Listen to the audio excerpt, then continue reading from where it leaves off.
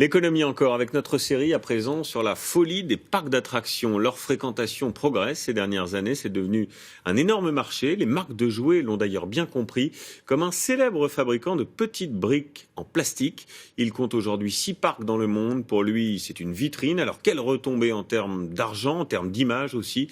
Les réponses avec Christelle Méral et Maya Boyer. Surgit au milieu de la campagne au Danemark, un parc de loisirs construit petite brique par petite brique. 65 millions de ces petites pièces pour réaliser des villes miniatures. Je trouve ça cool parce que j'adore construire. Puis c'est un peu le paradis. Comment est né ce parc? Comment sont fabriquées les pièces en plastique? Visite dans les coulisses. Je crois que c'est par là. Ce parc pour cette famille, une étape incontournable à la fin de leur voyage en Scandinavie. Alors les enfants aiment bien les parcs d'attractions, ils aiment bien les petites briques, donc autant faire d'une pierre deux coups. C'est eux qui ont organisé le voyage, mais bon, du coup, je les remercie vraiment. Ici, au fil de l'eau, les monuments américains. C'est pas la Maison Blanche? Non, c'est le Capitole. C'est le Capitole, d'accord.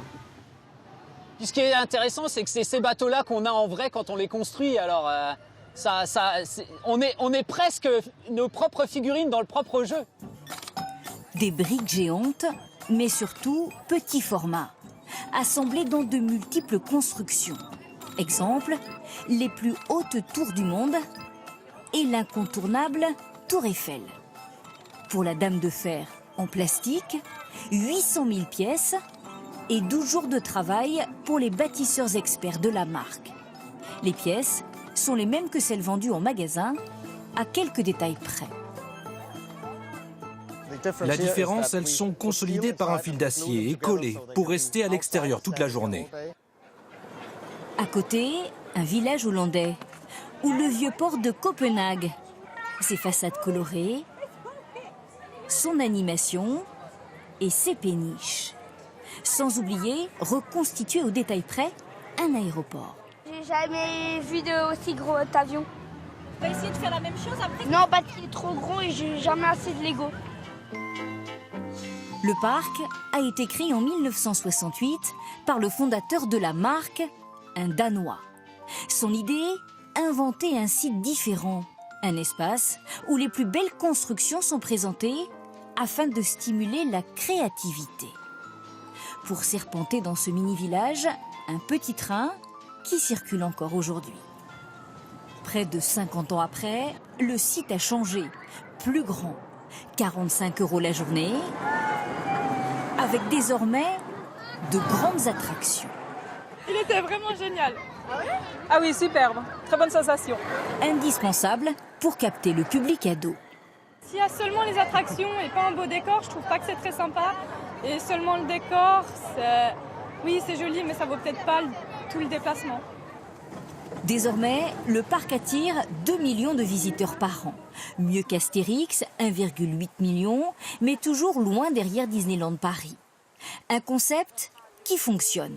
6 parcs désormais dans le monde, développés par le nouveau propriétaire, une société spécialisée.